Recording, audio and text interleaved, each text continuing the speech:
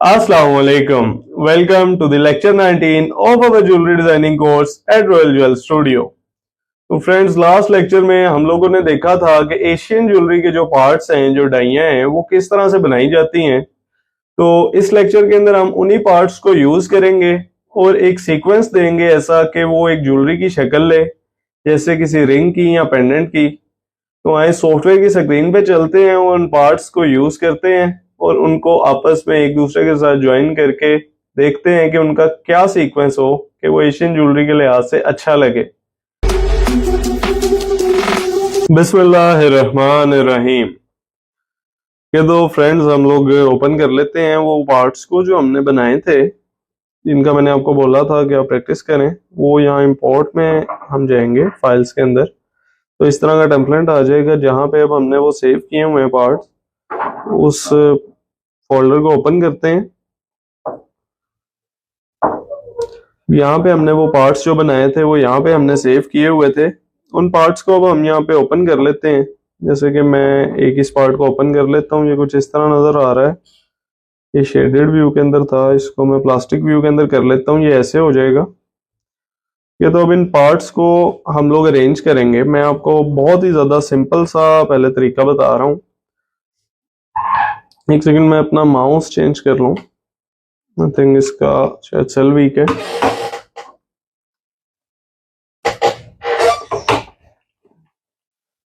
Okay, तो ये मैंने एक पार्ट ओपन किया। इसी पार्ट की मैं एक कॉपी ले लेता हूँ। ये डुप्लीकेट के ऊपर मैंने क्लिक किया। यहाँ साइड के ऊपर कहीं पे भी क्लिक करके शिफ्ट दबा के मैं माउस को ड्रैग कर रहा हूँ तो ये स्ट्रेट लाइन में जा रहा है। शिफ्ट नहीं दबाऊंगा तो ये किसी भी डायरेक्शन में चला जाएगा। शिफ्ट दबा के इसको मैं यहाँ इस तरह ले आया, यहाँ प्लेस करके एस्केप दबा दिया। इसका डुप्लीकेट आ गया। अब इसके डुप्लीकेट को मैं ये दूसरे इस व्यू के अंदर आ जाता हूँ, साइड व्यू में, जहाँ ये दोनों ऑब्जेक्ट एक दूसरे के साथ ऐसे पड़े नजर आ रहे हैं। थ्रू फिंगर में ये एक दूसरे के आगे पीछे हो गए हैं। यहाँ पे ये साथ हैं। तो हम साइड व्यू के अंदर आते हैं। यहाँ पे अब हम इसको थोड़ा सा रोटेट कर लेंगे। रोटेट, ये एक टूल है, रोटेट टूल।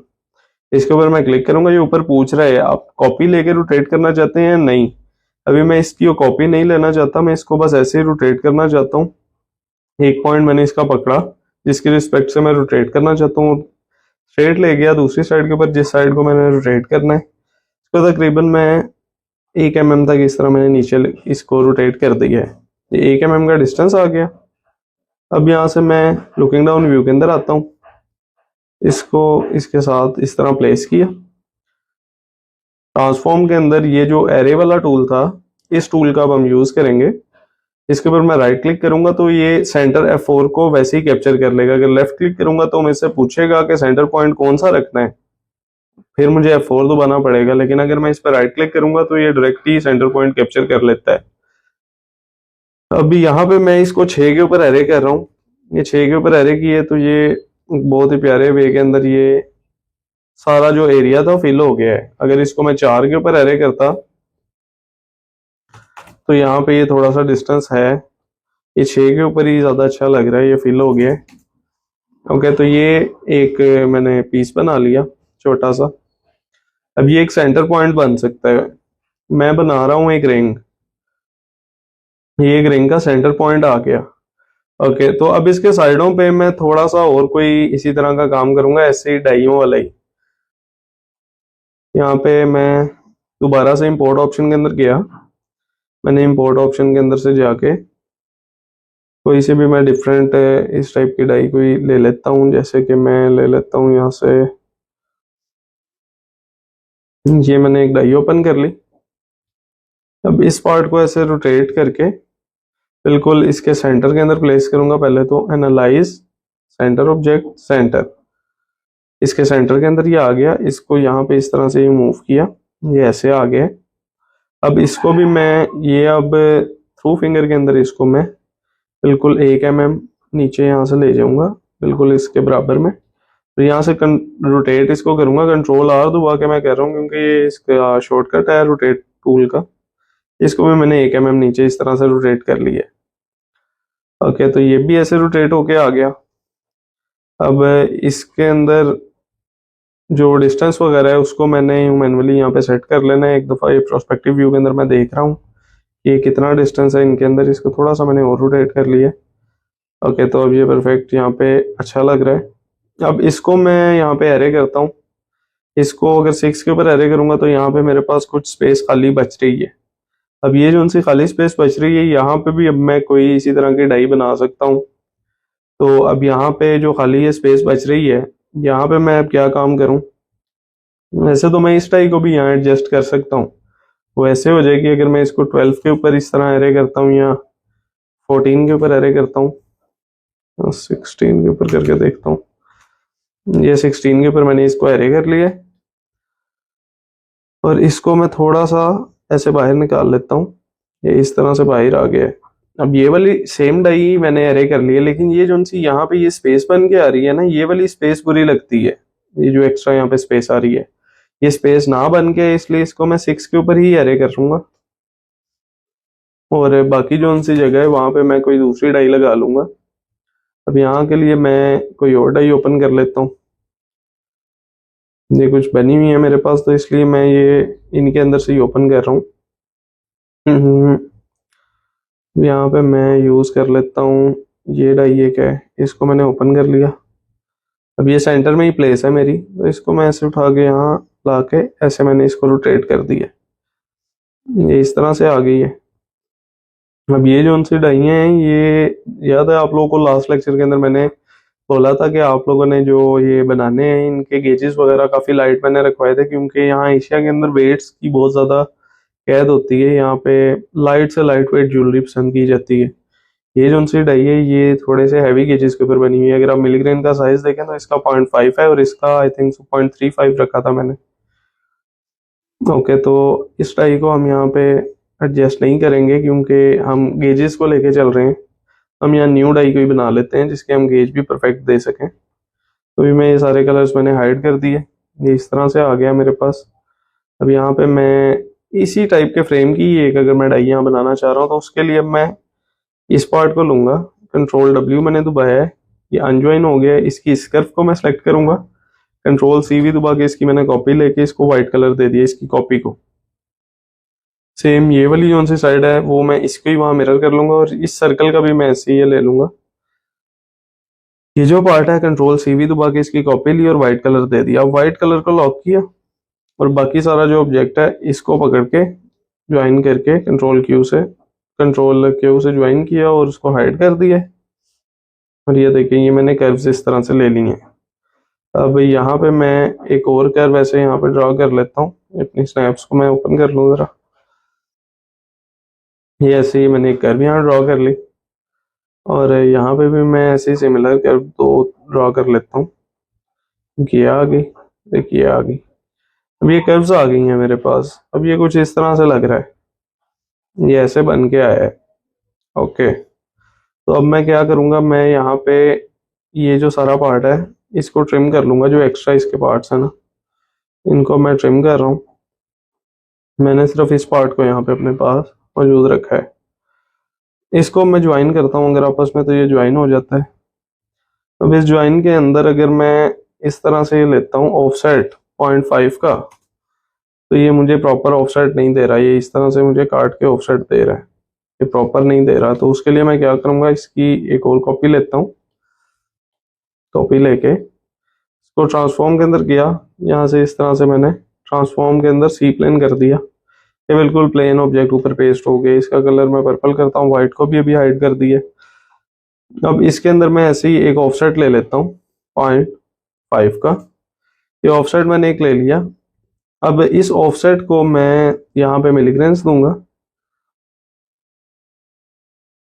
ये मैंने मिलीग्रेन्स वाले टूल से मिलीग्रेन्स ओपन किए। 4.5 ज्यादा था, 0.35 0, स्पेसिंग 0 की है मैंने। अब इनको इस तरह से फैला दिया मैंने इसके ऊपर। ये यहाँ तक आ जाएगा, ये इस तरह, ये फैल के इस तरह आ गया। अब ये जो सी कर्व थी, इस कर्व को मैं पाइप दे देता हूँ। इसको मैं 0.3 का पाइप दे देता हूँ। 0.3 ये पाइप आ गया। मिलीग्रेन्स को मैं इससे बाहर निकाल लूंगा, ऐसे मिलीग्रेन्स बाहर निकल आए। और ये जो उनसी अब मेरे पास पोजीशन है, यहाँ पे अब मैं लगा दूंगा चंदक। ये जो अब मैं चंदक यहाँ पे लगाऊंगा, ये मैं थोड़ी सी डिफरेंट वे के अंदर लगाने लगा हूँ। यहाँ पे मैं ये एक बॉक्स बना रहा हूँ 4 करके। इस तरह से मैंने एक फ्रेम ले लिया, घर फ्रेम। इसको यहाँ से मैं ऐसे थोड़ा सा छोटा कर लेता हूँ, ये ऐसे आ गया। अब यहाँ पे मैं सॉलिड के अंदर से सरफेस दे लेता हूँ 0.35 की। 0.35 की ये मैंने सरफेस इसको दे ली। ये हाँ 0.35 की सरफेस आ गई। इस सरफेस को अब मैं यहाँ से इस तरह से एडजस्ट करके ये ऊपर उठा लूंगा। मैंने ऊपर यहाँ पे थोड़ी सी उससे ऊपर प्लेस कर दी। अब यहाँ से मैं इसका एक मिरर ले रहा हूँ, यहाँ पे थोड़ा सा कुछ इस तरह से ये आ जाएगा, और इसको ही दूसरी साइड के ऊपर भी मिरर कर लूंगा। ये कुछ इस तरह से ये नजर आ रही है अब डाई। अब इसको मैं स्पॉट्स दूंगा, दो स्पॉट्स ऊपर और नीचे। और मैं कैसे दूंगा, इसके अंदर मैं एक ऑफसेट ले लेता हूँ 0.2 का। 0.2 का ये एक ऑफसेट इसके अंदर भी क्या आ गया। अब यहाँ पे मैं इनको स्पॉट दे दूंगा ऐसे, इसको भी और ऐसे इसको भी, और अपोजिट साइड पे भी।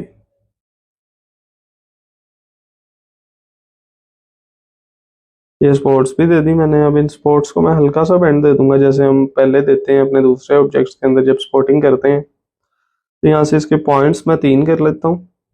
पॉइंट्स को ऑन करता हूँ। ये जो सेंट्रल वाला पॉइंट है, सेंटर पॉइंट, इसको मैं थोड़ा सा इस तरह से आगे पुश कर लूंगा ताकि ये स्पॉट विजिबल ना रहे। ऊपर से जब हम ऑब्जेक्ट को देखें तो ये नजर ना आए स्पॉट, इसके नीचे ही हाइड हो जाए।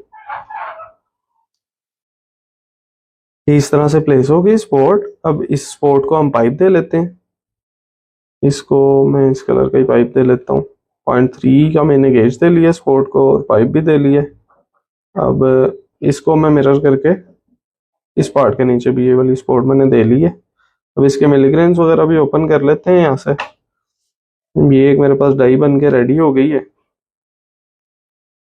ओके, तो अब यहाँ से व्हाइट वाला कलर मैंने अपना ओपन किया है। इस डाई को अब मैं इस कर्व की रिस्पेक्ट से यहाँ पे दोबारा से अरेंज कर लेता हूँ। यहाँ से मैंने इसको सी प्लेन किया था, यहाँ कुछ इस तरह से थी, और इसका जो बैंड, ये रोटेशन थी इसकी, वो ऐसे थी। तो रोटेट भी वैसे ही कर लेते हैं। ये ऐसे डाई मेरी हो गई है सेट। बाकी जो इसको सेट करना है वो बाद में फिर हम कर लेंगे। जब मैं पीस को ओपन करता हूँ तो ये कुछ इस तरह से मेरा जो पीस था यहाँ पे ऐसे आगे, इसको थोड़ा सा और ऐसे बेंड होना है, और थोड़ा सा इसको नीचे इस तरह से मूव करना है। ओके, तो ये भी यहाँ पे सेट हो गया है। अब इसको भी मैं 6 के ऊपर एरे कर लेता हूँ। तो कुछ इस तरह से एरे हो गया। अब ये मेरे पास एक प्रॉपर एक पीस की शेप आ गई है। एक मेरे पास ज्वेलरी का एक पीस बन गया। इसे एज ए इयरिंग यूज किया जा सकता है। बस करना क्या है, अब ये जो सी मैंने डाइयाँ यहाँ पे रखी हैं, ये तो अभी सिर्फ मैंने इनको एक पोजीशन दी है चेक करने के लिए कि यहाँ पे पड़ी हुई कैसी लगती हैं, अच्छी भी लगती हैं या नहीं। अब ये यहाँ पे पड़ी हुई अच्छी लग रही हैं, तो इसके अंदर अब मैं स्पॉटिंग कर दूंगा ताकि ये एक दूसरे के साथ ज्वाइन हो जाए, मिल जाए। स्पॉटिंग अब कैसे करनी है, जैसे ये स्पॉट्स हम लगाते हैं वैसे ही एक स्पॉट ये यहाँ पे इस तरह दे ली। इसको मिरर कर ये एरे कर लिया 6 के ऊपर, क्योंकि शेड आई थी। एक स्पॉट यहाँ पे इस तरह से ये दे ली। इसको भी ऐसे ही मिरर कर लिया 6 के ऊपर ही, शेड आई थी, सॉरी एरे कर लिया। अब एक स्पॉट यहाँ से ये इस तरह से दे ली। इसको मिरर करके दूसरी साइड के ऊपर भी मैं ले गया, और इसको भी 6 के ऊपर ही एरे कर लिया, क्योंकि ये भी शेड यहाँ लगी हुई है। ओके, तो उसके बाद यहाँ पे एक स्पॉट ऐसे में दे लेता हूँ। इसको भी मिरर करके दूसरी साइड पे ले गया। ये भी 6 के ऊपर ही मैंने एरे कर लिया। ओके, तो यहाँ पे अब और ये यहाँ पे भी नीड है स्पॉट की। ये भी एक स्पॉट यहाँ दे लेता हूँ मैं। इसको भी ऐसे मिरर करके 6 के ऊपर ही एरे कर लूंगा, क्योंकि यहाँ पे छेड़ा ही है। अब हम अभी जो मैं स्पॉट दे रहा था वो ये रेड लाइन वाली एरिया के अंदर दे रहा था, क्योंकि यहाँ देना इजी है। यहाँ से सीक्वेंस हमारा एंगल अच्छा हम यहाँ से चेक कर सकते हैं। और अब मैं ये ब्लू एरिया के अंदर आके ब्लू लाइन वाली साइड से स्पोर्ट्स यहाँ पे एक दूंगा, क्योंकि यहाँ से भी हमारा जो सीक्वेंस बनता है एंगल का परफेक्ट बन जाता है। अगर मैं इस पोजीशन से आके इसको स्पोर्ट दूंगा ना, तो ये वाली जो सी ये मैंने स्पोर्ट्स लगाई हैं, इनका एंगल का सीक्वेंस बनाना थोड़ा सा टफ हो जाता है। ओके, तो ये मैंने स्पोर्ट्स दे लिए। अब ये जो सी कर्व्स मैंने लगाई हैं, अब इन कर्व्स को मैं यहाँ ब्लू कलर के ऊपर आके राइट क्लिक करूंगा, तो जितना भी ब्लू कलर से काम हुआ है ये सारा ही यहाँ पे सिलेक्ट कर लिया। ये स्पोर्ट्स ही थी सिर्फ ब्लू कलर की, तो अब यहाँ पे मैंने स्क्रॉलर दबाया और ये पाइप वाले ऑप्शन पे क्लिक कर दिए, और यहाँ से अब मैंने ये वाला कलर सेलेक्ट किया कि पाइप इस कलर के अंदर आए। यानी मैंने पाइप दे लिए, ये अब मेरे यहाँ पे स्पोर्ट्स आ गई हैं जो बिल्कुल परफेक्ट आई हैं। ओके, तो ये मेरे पास हेड तैयार हो गया है रिंग का। ओके, ये बन गया। तो अब इसके बाद जो नेक्स्ट मैंने करना है वो मैंने क्या करना है, इसको मैं पोजीशन दे रहा हूँ कि इस तरह से ये रिंग आएगी तो ये ज़्यादा अच्छी लगेगी। ये इस तरह स्ट्रेट आ गई है। ओके, तो अब मैं यहाँ पे इसके अंदर जो कर्व है इसकी आउटर जो बॉर्डर की उनको सेलेक्ट करूंगा। वो मैं कैसे सेलेक्ट करूंगा, ये पर्पल कलर की थी, पर्पल कलर सारा सेलेक्ट कर लिया, साथ में ब्लू कलर, साथ में रेड कलर, ये सारा मैंने ये कलर सेलेक्ट कर लिया। या अगर ऐसे नहीं समझ आता तो बेशक ये जो सा सुपर सेलेक्ट था यहाँ पे अगर क्लिक करेंगे तो यहाँ पे भी ऑप्शन आ जाता है ना सेलेक्ट ऑल कर्व्स का, वहां से भी सिलेक्ट कर सकते हैं। अब इसकी मैं कंट्रोल CV दबा के डुप्लीकेट कॉपी ले ली और इसकी कॉपी को वाइट कलर देके लॉक कर दिया है। इस ऑब्जेक्ट को ज्वाइन करके हाइड कर दिया मैंने, और जो इसकी कॉपी ली थी उसको मैं कंट्रोल W दबा के अनज्वाइन कर दिया सारे को। अब जो सी इनकी बेसिक कर्व्स थी उनको मैं यहाँ पे सिलेक्ट कर रहा हूँ, ऐसे ही मैंने सेलेक्ट कर ली, बाकी सारी कर्व्स हाइड कर दी। ये बेसिक थी, इनको अब 6 के ऊपर ही एरे कर दूंगा। ये मेरा फ्रेम पूरा हो गया। इसको यहाँ ट्रांसफॉर्म में से सी प्लेन कर दिया, ये इस तरह से। ये जो सी एक्स्ट्रा कर्व्स थी इनको अब मैं यहाँ से रिमूव कर दूंगा, ट्रिम कर दूंगा। इस ट्रिम टूल की मदद से भी मैंने ट्रिम कर दिया एक्स्ट्रा कर्व्स को। अब इसको मैं यहाँ से ज्वाइन कर लेता हूँ, ये ज्वाइन हो गई है मेरे पास। ओके, तो अब ये मेरे पास बिल्कुल मेरा जो ऑब्जेक्ट मैंने बनाया है उसका ये मेरे पास बॉर्डर एक आ गया है। ये जो सा ऑब्जेक्ट है इसको मैं इस बॉर्डर के ऊपर इस तरह से प्लेस कर देता हूँ ऐसे। ये मेरे पास एक बॉर्डर उसका आ गया है उस ऑब्जेक्ट का। ओके, तो अब जो रिंग होती है उसको साइडों के ऊपर स्पोर्ट्स चाहिए होती हैं, जिसको डंडी बोलते हैं। जो रिंग की डंडी होती है जो फिंगर के ऊपर एडजस्ट होती है, अब वो हमने कैसे बनानी है वो अब यहाँ पे मैं आप लोगों को हाफ और फुल दोनों तरह की बना के दिखाऊंगा। ओके, तो यहाँ से मैं तकरीबन 4 mm के डिस्टेंस के ऊपर, ये 4 mm का यहाँ से डिस्टेंस बनता है, इसके यहाँ से मैंने कर्व ली है। ये कर्व मेरी तकरीबन 1 mm, 2 mm, 3 mm, 4, 5 और ये 6 mm तक यहाँ पे मैं इस तरह ले आया हूँ।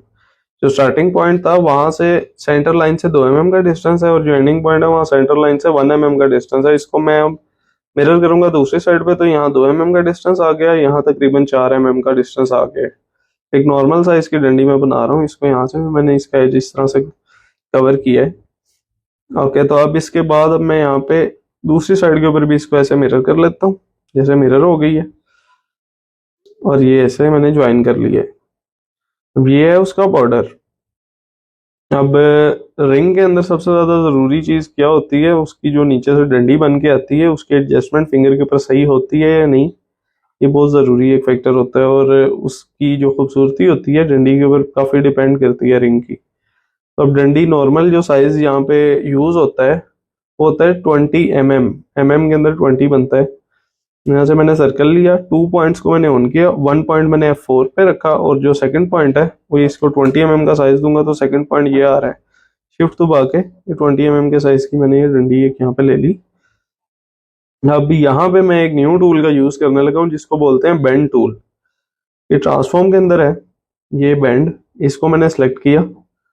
अब ये मेरे से पूछ रहा है कि ऑब्जेक्ट तो मैंने क्योंकि पहले ही सिलेक्ट किया हुआ है जिसको मैं बेंड करना चाहता हूँ, वो वाला ऑब्जेक्ट। ये देखे ना, ये मैंने पहले ही ये कर्व को सिलेक्ट किया हुआ है, लेकिन ये मैं थ्रू फिंगर के अंदर आके तो बेंड टूल ले रहा हूँ। बेंड टूल लेके अब ये मेरे से पूछ रहा है किस पॉइंट से बेंड करना चाहते हो, तो मैं F4 बिल्कुल इसका सेंटर पॉइंट ले रहा हूँ, क्योंकि ये जो मेरी डंडी है बिल्कुल सेंटर के अंदर ही इसके लाइन है। सेंटर पॉइंट लेके अब ये पूछ रहा है किस पॉइंट तक आप करना चाहते हो इसको, किस पॉइंट से मतलब इसकी बेंडिंग स्टार्ट करना चाहते हो। तो ये मैं शिफ्ट दबा के यहाँ आगे इसको लेके आया और यहाँ पे मैंने ये एक पॉइंट ले लिया है कि मैं इस पॉइंट से इसको बेंड करना चाहता हूँ। अगर अब आप देखें तो इस पॉइंट के रिस्पेक्ट से अगर मैं अपना ये जो माउस है ऊपर लेके जाता हूँ तो ये इसको ऊपर वाली साइड पे बेंड कर रहा है, नीचे लेके आता हूँ तो ये नीचे वाली साइड पे बेंड कर रहा है। अब अगर यहाँ पे मैं ये स्क्यू मेट्रिक ऑन कर लेता हूँ, यस कर लेता हूँ, तो ये दोनों साइड्स जो हैं इसकी उनको इक्वली ऐसे ही बेंड देगा। अब मैं अगर अपना कर्सर इस कर्व के ऊपर ले आता हूँ, जो मैंने कर्व यहाँ पे ड्रॉ की थी, ये बिल्कुल उस कर्व जिस तरह से वो कर्व के बेंड्स हैं वैसे ही इस ऑब्जेक्ट को भी इसने बेंड दे दिया। मैंने यहाँ क्लिक किया है, ये देखें ये इसका बेंड बिल्कुल वैसे ही आ गया जैसे उस कर्व का बेंड था। अब ये वाली कर्व का काम यहाँ खत्म हो गया, ये मेरे पास बेंड आ गया है डंडी का। अब अगर मैं अपना पीस यहाँ पे ओपन करता हूँ तो ये कुछ इस तरह से मेरे पास बेंड आ चुका है। लेकिन ये तो बिल्कुल एक सिंपल सा बेंड था जो यहाँ पे इतना खास अच्छा नहीं लग रहा। यहाँ पे अब मैं एक एडिशन यहाँ पे करने लगा हूँ। ये जो इसका फ्रेम था इसका साइज मैं यहाँ थोड़ा सा छोटा कर लूंगा। इसको मैंने अनजॉइन किया, इनके मैंने पॉइंट्स ऑन कर लिए, ये वाले पॉइंट्स जो इनर पॉइंट थे वो सिलेक्ट किए और ये जो फ्रेम था ये सिलेक्ट किया। अब इस फ्रेम को मैं यहाँ पे छोटा कैसे करूंगा, ये इसके अंदर मैं 1 mm का यूं अगर ऑफसेट लेता हूँ तो ये कुछ इस तरह से आ जाएगा। लेकिन अगर मैं इसको ऐसे ही पकड़ के छोटा कर लेता हूँ, तकरीबन इतना अगर मैं छोटा कर लेता हूँ, ये उसकी लेंथ जो थी, जो उसका एरिया था वो कम हो गया। अब इसको मैं यहाँ पे बेंड देता हूँ उसी तरह से बेंड टूल की मदद से, ये बेंड आ गया और ऊपर जो सा मेरा ऑब्जेक्ट था उसको मैंने यहाँ पे सिलेक्ट किया। तो ये इस तरह से अब जो इसके नीचे वाली ये जे है, इसको जे बोलते हैं, ये उस ऑब्जेक्ट के अंदर आ रही है इस तरह से। ओके, तो ये मैंने किया है इसका वेट बेसिकली, ताकि मैंने जो थोड़ी सी खूबसूरती इसके अंदर बन के आए। तो ये इस तरह से कुछ बेंड आ गया। अब यहाँ पे मैं एक जो डंडी है, ये तो डंडी की जे है, जो प्रॉपर जो डंडी का डिजाइन बनेगा वो तो ऊपर बनेगा जो कि शो होगा टॉप पे। तो वो डिजाइन मैं यहाँ कैसे बनाऊंगा, ये जो सी कर्व थी इसके रिस्पेक्ट से मैं यहाँ इसके ऊपर एक और ऐसे ही कर्व को प्लेस करूंगा। यहाँ से मैं क्या करता हूँ, ये एक मैंने स्ट्रेट लाइन ले ली, स्ट्रेट लाइन को बिल्कुल यहाँ पे ये इस तरह से मैंने ये प्लेस कर दिया और इसके अंदर अब मैंने पॉइंट्स ऑन किए और इसका जो सेंट्रल पॉइंट था उसको मैं थोड़ा सा यहाँ पे एडजस्ट करूंगा। थोड़ी सी गोलाई ये मैं दे रहा हूँ, ये इस तरह से, ये थोड़ी सी मैंने इस तरह गोलाई इसको दे ली, ये ऐसे आ गई। इसको ही अब मैं दूसरी साइड के ऊपर भी ऐसे मिरर कर लेता हूँ, ये दूसरी साइड के ऊपर भी मिरर होके आ गया। अब ये जो नीचे ये वाला पॉइंट है ये अब बहुत ज्यादा नाजुक बनेगा, क्योंकि यहाँ तो डंडी ने बिल्कुल स्टैंड करना है। तो इसके अंदर अब मैं थोड़ी सी यहाँ पे स्पेस पैदा करूंगा। वो स्पेस अब कैसे आएगी, इसके जो उनसे ये पॉइंट्स हैं, इन पॉइंट्स को मैं थोड़ा सा इनर पुश कर देता हूँ 1 mm, ये ऐसे अंदर आ जाता है। तो ये यहाँ से ये बुरा लग रहा है, तो इसको मैं यहाँ से सिर्फ इस तरह से करता हूँ -0.5, ये 0.5 ये यहाँ से इस तरह अंदर आ जाएगा। तो जो सा ये पॉइंट है इसको इसके रिस्पेक्ट से मैं थोड़ा सा इस तरह इनर ऐसे मैंने प्लेस कर दिया है। और जो उनसे ये पॉइंट्स हैं 0.5 इनको मैं आउटर कर दूंगा, ये ऐसे ये बाहर आ गए हैं इस तरह से। इसकी एक साइड मैंने डिलीट कर ली है, दूसरी साइड इसकी इस तरह से बन के आ गई है। तो दूसरी साइड तो मिरर ही होनी है, ये जब मैं सारी डंडी कंप्लीट कर लूंगा तब उसको मिरर कर लूंगा। ओके, तो ये इस तरह से आ गई। अब ये जो सी एक सिंगल कर्व है, ये कर्व इस डंडी के साथ हमारी अटैच रहेगी, तो इसकी हम एक डुप्लीकेट कॉपी लेते हैं, व्हाइट कलर देते हैं और ऊपर वाला जो सा हमारा ऑब्जेक्ट है उसको अब बस हाइड कर देते हैं। ओके, ये इस तरह से। अब ये जो नीचे ये वाला मेरे पास एरिया है, यहाँ पे अब मैं इसको अगर ऐसे गोलाई दे देता हूँ, जैसे ये इसको ये मैंने इस तरह से गोलाई दे दी है, ये ऐसे करके ये मेरे पास डंडी की शेप एक आगे रेडी हुई है।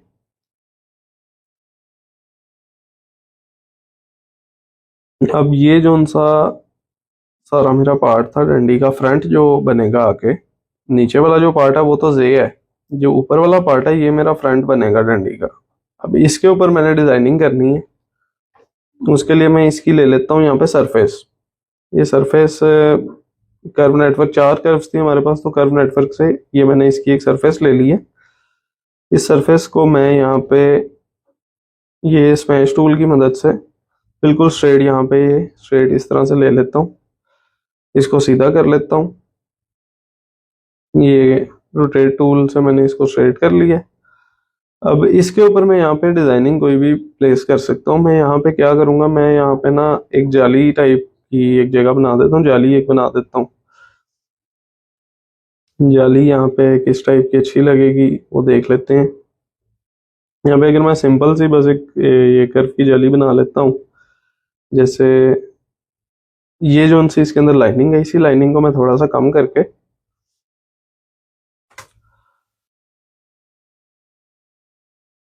इसी लाइनिंग को थोड़ा सा कम कर लेते हैं।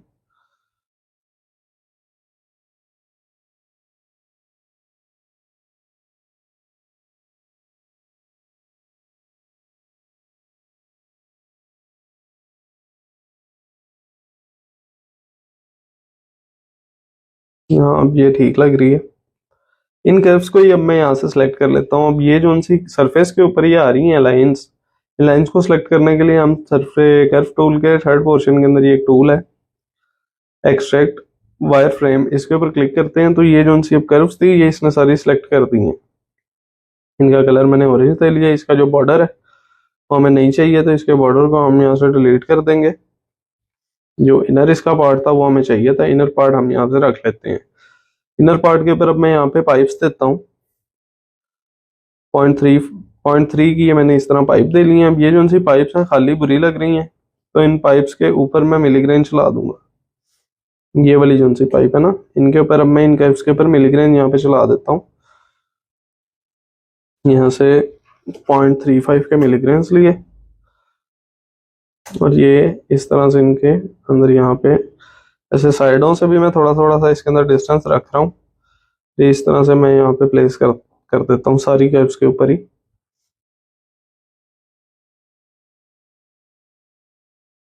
सेम स्टाइल के अंदर ही।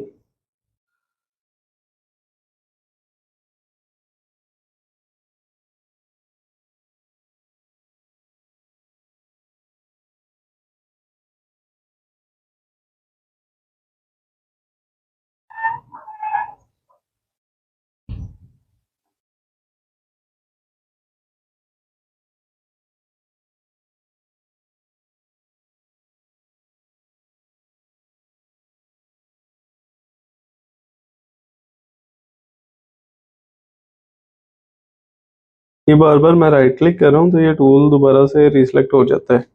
मैंने कर्व को सिलेक्ट किया होता है, राइट क्लिक करता हूँ तो ये मिलीग्रेन वाला टूल ही दोबारा से रिसेलेक्ट हो जाता है। और यहाँ से इसकी जो शेप है, जो स्टाइल है, वो ये मैच फ्रॉम ऑब्जेक्ट के ऊपर मैं आता हूँ, वही वाले मिलीग्रेन को सिलेक्ट करता हूँ जो इससे पहले दिए थे, और ये सिमिलर स्टाइल के अंदर ही उसको प्लेस कर देता है।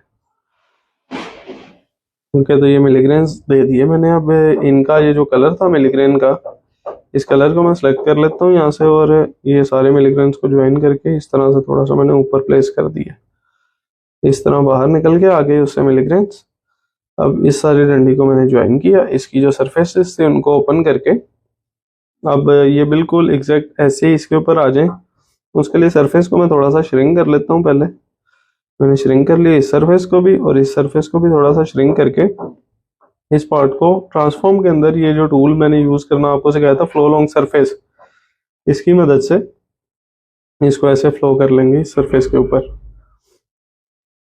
अब ये तकरीबन 1 या 2 मिनट लेता है, इस तरह से ये फ्लो कर देगा।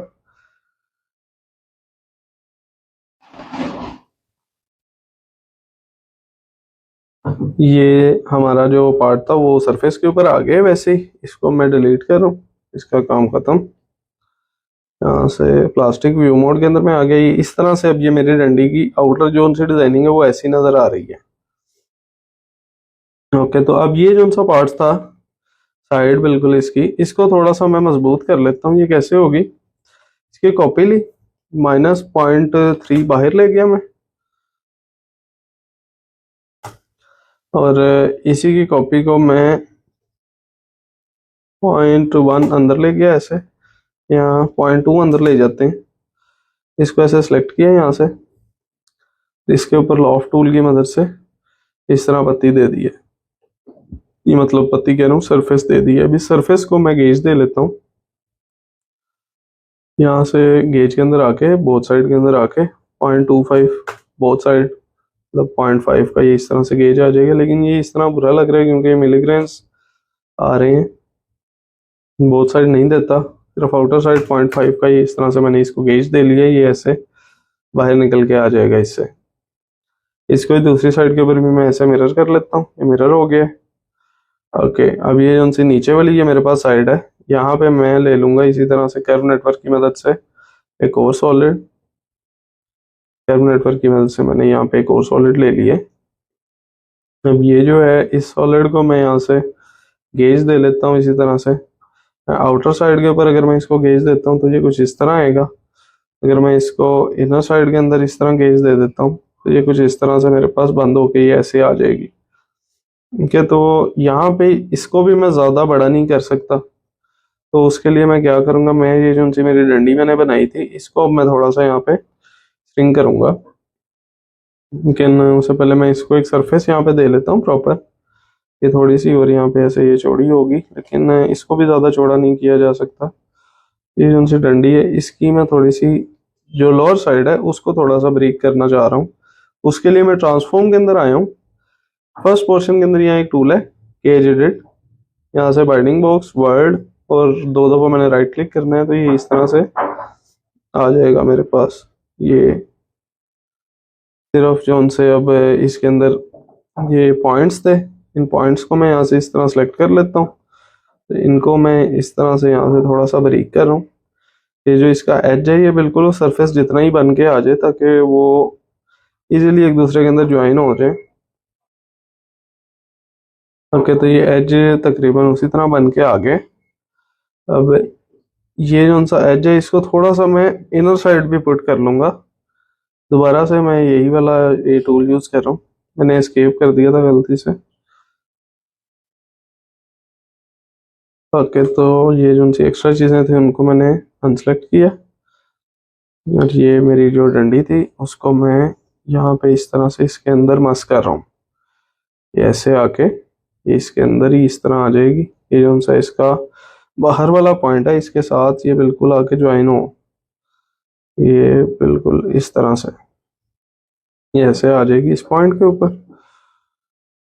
ओके, तो ये मैंने डंडी को एडजस्ट यहाँ पे किया है, ये अच्छी लगे। और अब इसके अंदर वाली साइड के ऊपर मैं यहाँ पे इस तरह से सरफेस दे लेता हूँ, तो ये बिल्कुल ज्वाइन होके आ गया एक दूसरे के साथ ऐसे।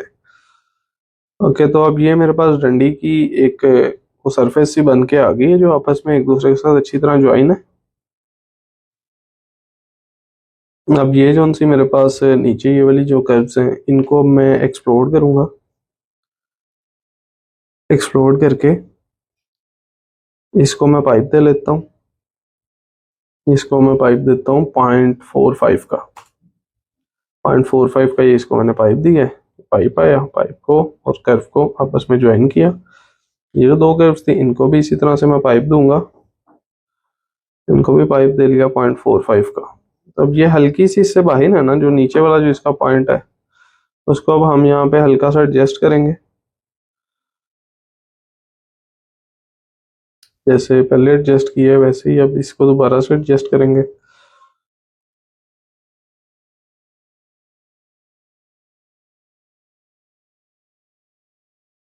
ये कुछ इस तरह से ऐसे एडजस्ट होके एक दूसरे के साथ ये ऐसे आ गया। ओके, ये एडजस्ट होके आ गए। अब इसकी जो जे है इसको, मतलब ये जो डंडी है पहले तो इसको दूसरी साइड के ऊपर इस तरह से मिरर कर लेते हैं, ऐसे मिरर हो गई है। अब अपना ऊपर वाला ऑब्जेक्ट इस तरह से शो कर लेते हैं, ये ऐसे हमारा ये ऊपर वाला ऑब्जेक्ट भी आ गया। यहाँ से सारी जो इसकी स्पोर्टें थी सारा कुछ शो हो गया। अब ये जो इसके अंदर स्पेस आ रही है ना हमारे पास, इस स्पेस को यहाँ पे हम स्पोर्टें देके तो एक दूसरे के साथ ज्वाइन कर देंगे। वो कैसे, वो इस तरह से मैनुअली हम यहाँ पे स्पोर्टिंग करेंगे। कोई भी कलर सेलेक्ट कर लिया डिफरेंट, येलो कलर सेलेक्ट कर लेता हूँ मैं। एक्सपोर्ट किया, यहाँ पे आ जाएगी जहाँ जहाँ नीड है, मतलब थोड़े थोड़े डिस्टेंस के साथ यहाँ पे अब हम स्पॉटिंग कर देंगे। ये मैनुअली जैसे जहाँ पे बेहतर लगता है कि यहाँ स्पॉट होनी चाहिए वहां पे बंदा एक स्पॉट लगा देता है। ये इस तरह से इसकी स्पॉटिंग होके आ जाएगी।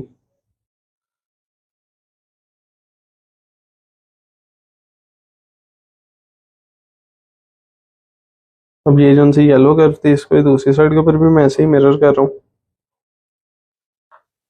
और इन दोनों को पकड़ के ये इस तरह से ये मैंने मिरर कर लिया है। ओके, तो ये मेरे पास यहाँ पे ये स्पॉटिंग होके आ गई है। अब एक स्पॉट बेसिक यहाँ पे भी हम लगा देते हैं। ये जो सा ये एरिया है, इधर भी एक स्पॉट इस तरह से मैं ये दे रहा हूँ, यहाँ पे भी एक ये स्पॉट आ जाएगी। ये प्रॉपर एक स्पोर्ट्स का जाल बन के आ गया है। ये तो डंडी, ये जो थी उसके साथ इसकी स्पोर्टें आ गई हैं। अब ये जो डंडी है इसके साथ भी हम इसी तरह से इसकी स्पोर्टिंग कर लेते हैं, ये डंडी भी इसके साथ मजबूती से ज्वाइन हो जाए। ये भी हम एक सीक्वेंस के अंदर यहाँ पे इस तरह से स्पोर्ट्स लगा लेंगे।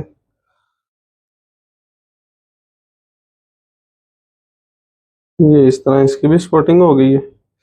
इन स्पोर्ट्स को भी हम इसी तरह दूसरी साइड के ऊपर पहले मिरर कर लेते हैं, और अब ये ब्लू लाइन की रिस्पेक्ट से उस साइड के ऊपर भी मिरर हो गई है।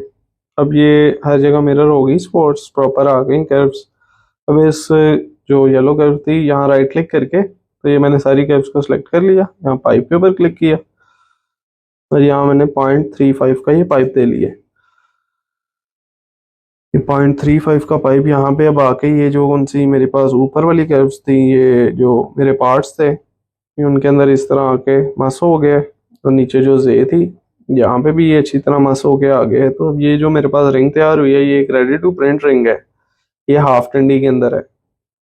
हाफ डंडी रिंग्स इसलिए बनाई जाती हैं कि जब ये कास्ट हो जाएंगी गोल्ड के अंदर, तो उसके बाद इसके नीचे जो डंडी है वो दस्ती लग जाती है हाथ से ही बाद में। लेकिन अगर फुल डंडी बनानी है तो उसके लिए जो उनसे मैंने कर्व हाइड की थी, इसको यहाँ से मैं कट कर लेता हूँ इस तरह से।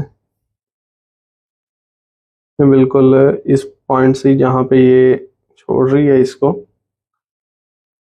मतलब यहाँ से एक कर्व पहले मैं सीधी यहाँ पे ड्रॉ करूंगा, इस तरह से करवा के इसको अब ऊपर वाला जो पार्ट है उसको मैं ट्रिम कर लेता हूँ। सिंपल ऊपर वाला पार्ट ट्रिम हो गया। अब ये उनसे नीचे वाली ये कर्व आई है मेरे पास, इस वाली कर्व को मैं यहाँ से इसके करीब प्लेस करूंगा। ये बिल्कुल इसकी ये एक साइड के ऊपर आई और यहाँ से ये इसकी दूसरी साइड के ऊपर आ गई।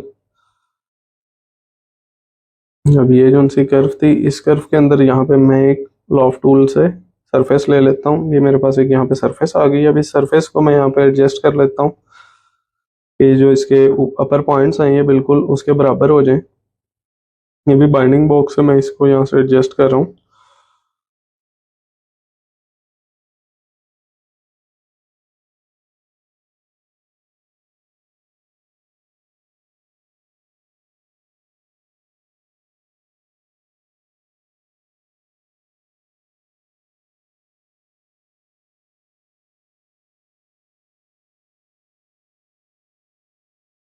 ये कुछ इस तरह से ये ऐसे एडजस्टमेंट इसकी हो जाएगी। अच्छा, ये बहुत साइड से इसकी एडजस्टमेंट नहीं हुई, ये सिंगल एक ही साइड से इसकी एडजस्टमेंट हो गई है सारी। ताकि मैंने तो ये, हाँ ओके, तो ये बिल्कुल यहाँ पे इस तरह से परफेक्टली इसको अलाइन करके ये इसके साथ डंडी जो है प्रॉपर आके मिल भी जाए। जैसे ये अब ये आके मिल गई है। अब इसको इनर साइड के ऊपर मैं गेज दे लेता हूँ 0.5 का ही।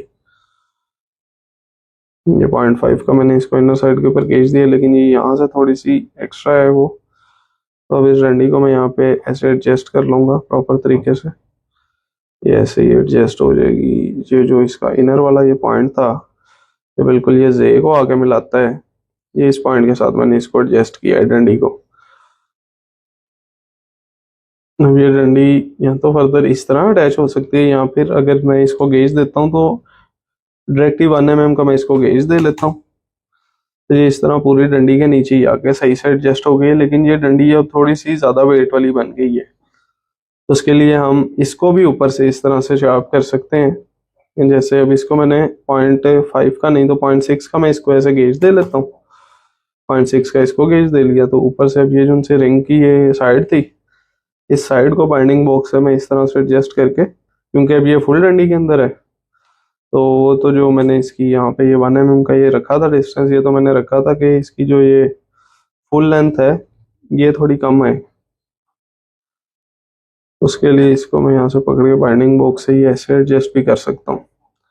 तो उसको ही मैंने थोड़ा सा बारीक कर दिया डंडी को ही, वहां से उसकी पोजीशन से ही ये इस तरह बारीक होके आ जाएगी, और ये ऐसे भी एडजस्ट हो सकती है। अब इसको ही दूसरी साइड के ऊपर मैं मिरर कर सकता हूँ, लेकिन यहाँ पे मैं इसी तरह से ये डंडी दे लेता हूँ। लेकिन जो इसकी इनर साइड है ना, वहाँ इस तरह हम गैप नहीं छोड़ सकते जैसे इसके अंदर गैप है, क्योंकि यहाँ फिंगर ने आगे प्लेस होना है। हम बाहर वाली साइड के ऊपर तो गैप छोड़ सकते हैं, इनर साइड हमने बिल्कुल इसकी सर्कुलर बनानी है। तो यहाँ एशिया के अंदर ज्यादातर रिंग्स चलती हाफ डंडी के अंदर है, इसलिए मैंने आप लोगों को हाफ डंडी ये बना के दिखाई है। ये जो इसका नीचे वाला पॉइंट है, ये मैंने 1 mm छोड़ा इस तरह गोलाई के अंदर, इसलिए छोड़ा है ताकि ये थोड़ा सॉलिड और मजबूत बने। कि ये तो सिंपल चंदक वाली थी। अब हम नेक्स्ट कलर के अंदर बनाते हैं। कलर के अंदर इसको हम सेव कर लेते हैं, एक्सपोर्ट सिलेक्टेड। यहाँ से किसी भी पार्ट के अंदर आके जैसे यहाँ आ जाते हैं, 3DM फाइल हम सेव कर रहे हैं, रिंग चंदक के अंदर ये बनाई है रिंग, ये मैंने यहाँ पे ये सेव कर लिया रिंग। अब हम कलर के अंदर बनाते हैं, एक सिंपल सा लॉकेट सेट बना लेते हैं, एक पेंडेंट बना लेते हैं। उसके लिए भी मैं जो सी सेव मेरे पास डाई है उनमें से एक को मैं ओपन करूंगा यहाँ पे। जैसे अभी एक ये मेरे पास डाई है, इसको मैं यहाँ पे इस तरह से ओपन कर लेता हूँ। अब इसका जो सा ये पॉइंट है, इसको मैं बिल्कुल यहाँ से सेंटर में रख लूंगा। इसको सेलेक्ट करके F4 करूंगा, ये सेंटर के अंदर आ गया। इसको मैं थोड़ा सा यहाँ से रोटेट कर लूंगा, रोटेशन इसकी इस तरह से दे लेते हैं 1 mm तक। या इसकी रोटेशन नहीं देते, हम इसको बेंड कर लेते हैं ऐसे, ये इस तरह से ये बेंड हो जाएगा। हमने इस पार्ट को बेंड करके, तो इसको मैं यहाँ पे एरे कर देता हूँ, 6 के ऊपर एरे करके चेक करता हूँ ये कैसा लग रहा है।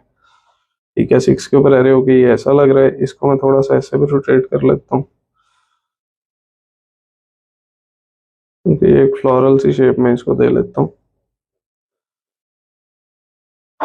ये इस तरह से ये इसकी एक शेप आ गई है बन के। इसके सेंटर में मैं यहाँ पे एक होप लगा लेता हूँ, मतलब एक थोड़ा सा बड़े साइज का रवैया आ गया है, होप भी नहीं कह सकते इसे। ये जो सा रवा आ गया ये यहाँ इसके बिल्कुल सेंटर में ये इस तरह से प्लेस हो जाएगा। जो से इसकी ये बाहर वाली साइड्स हैं, यहाँ पे अब मैं कोई और काम यहाँ कर लेता हूँ। यहाँ पे भी अगर हम डाई ही लगाते हैं तो यहाँ किस टाइप की डाई एडजस्ट होकर अच्छी लग सकती है वो चेक कर लेते हैं। जैसे कि ये वाली एक डाई मैं ले लेता हूँ, ये जो हमने बनाई थी, इस डाई को मैं यहाँ पे इस तरह एडजस्ट करके चेक कर लेता हूँ ये कैसी लगती है।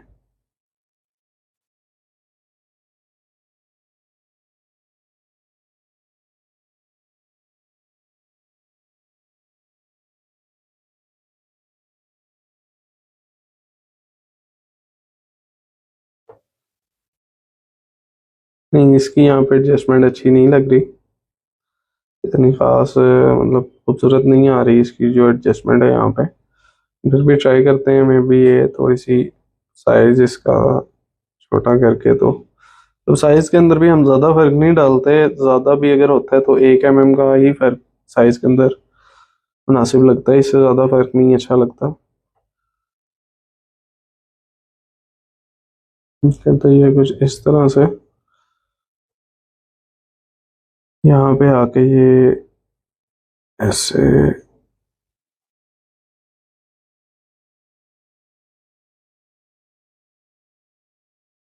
नहीं, ये अच्छा नहीं लग रही, ये वाली डाई यहाँ पे नहीं सही एडजस्ट हो रही। हम यहाँ पे कोई और डाई एडजस्ट कर लेते हैं जो अच्छी भी लगे। पहले पहले हम इसको यहाँ से इस तरह स्ट्रेट कर लेते हैं। तो स्ट्रेट करके हम यहाँ पे कलर वाले डाइस के अंदर से कोई सेलेक्ट कर लेते हैं डाई। जैसे कि ये एक मेरे पास पार्ट बना हुआ है छोटा सा।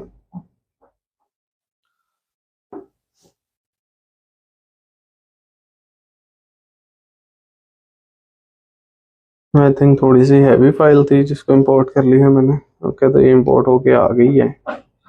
यहाँ से इस डाई को मैं सिलेक्ट कर लेता हूँ, इनर को मैं डिलीट कर देता हूँ। ये एक डाई आ गई है, इसको यहाँ पे मैंने सेलेक्ट कर लिया। इसको अब अगर मैं एरे यहाँ पे करता हूँ 6 के ऊपर, तो कुछ इस तरह से आ रही है।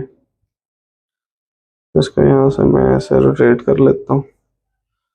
ये 6 के ऊपर जो एरे की थी यहाँ पे एडजस्ट हो सकती है। हाँ, ये थोड़ी सी यहाँ पे इसकी एडजस्टमेंट हो सकती है। इसके लिए फ्लावर को थोड़ा सा ज़्यादा ऊपर इस तरह उठा लेता हूँ। इस डाई को यहाँ पे प्रॉपर एक एडजस्टमेंट दे लेते हैं।